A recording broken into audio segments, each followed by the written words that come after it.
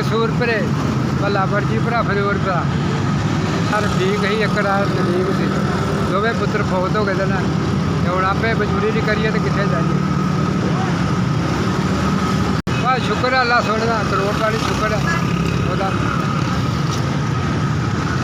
पुत्र जेडे अल्लाह को फौत हो गए ना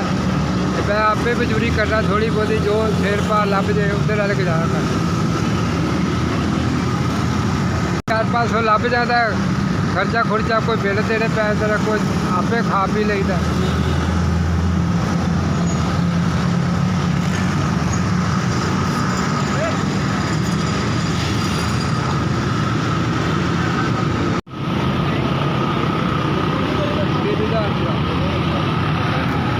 अल्लाह सोने जो मेरे पैसे दिते हैं अल्लाह ताला उधर रिजिक बरकत पाए तो कारोबार बरकत पाए उम्र बड़ी बड़ी करे मेरे पैसे पहुँचाया SPS